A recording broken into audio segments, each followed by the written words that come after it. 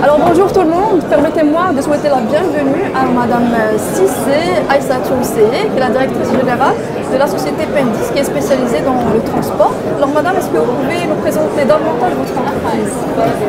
Merci. Alors je suis Cissé Aïssatou, je représente la Côte d'Ivoire. Je suis la directrice générale de la société de transport Pendis. Pendis, c'est le prénom de mes enfants, Penda et Ismaël. Nous sommes spécialisés dans le transport du personnel de société. Alors, notre but, c'est de pouvoir transporter le personnel le matin de chez eux à une heure particulière et assez tôt pour qu'elles puissent arriver au travail aux heures d'ouverture, dans la sécurité, dans la ponctualité et dans le confort. Et ensuite, les reprendre le soir, une fois qu'ils ont terminé le travail, de leur lieu d'emploi vers leur lieu d'habitation. Alors Madame Cissé, qu'est-ce que vous pouvez nous dire sur la coopération Sud-Sud au niveau de la formation concernant le secteur du transport? Elle sera très importante, cette coopération Sud-Sud, parce qu'aujourd'hui, la formation est un levier très important dans le développement d'une entreprise. En Afrique, nous avons besoin aujourd'hui de pouvoir pérenniser nos activités, de pouvoir être compétitifs. Et on ne pourra le faire et y réussir qu'en passant par la formation. Mais bien entendu, il faut une formation réaliste, une formation adaptée en fonction du système dans lequel on se retrouve et non une formation copiée sur l'extérieur. Si on veut être vraiment compétitif, et je pense que c'est ce mode de formation qu'il va falloir pour cette coopération Sud-Sud. Nous voulons savoir l'expérience de la Côte d'Ivoire au niveau de la formation du transport. Est-ce que vous pouvez nous rapprocher un peu de votre expérience? Mais vous savez, nous sommes tous unanimes aujourd'hui que le transport, que ce soit en Côte d'Ivoire ou en Afrique, est un secteur qui est qui est beaucoup encore dans l'informel.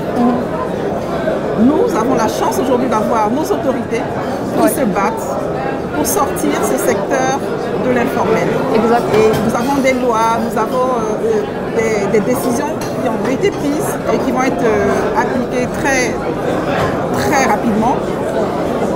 Et dans cette décision, l'État a mis un accent particulier sur la formation des personnes exerçant dans cette activité. Parce que vous savez, le transport, c'est assez particulier.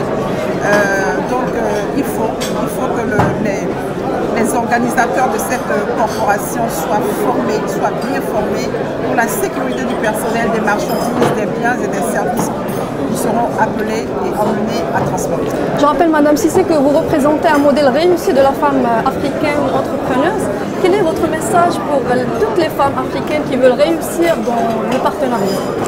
C'est juste leur demander d'avoir confiance en elles, de pouvoir braver les stéréotypes. Parce qu'effectivement, on a tendance à dire que l'activité de transport est réservée aux hommes parce que c'est une activité qui est très rude, qui demande beaucoup d'investissement physique, moral, même financier.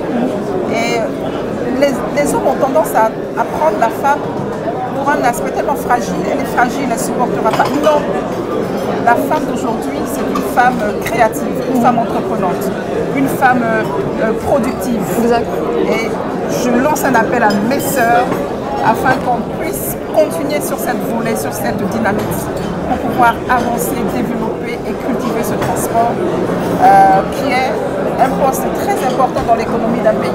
Et nous avons besoin d'améliorer notre compétitivité pour pouvoir créer des emplois pour les femmes et pour les jeunes. Par ce message extrêmement positif, on termine l'interview avec vous. Je vous remercie infiniment pour le temps que vous avez accordé à notre Web TV et je vous souhaite une bonne suite du congrès. Merci à vous, madame. Merci, madame.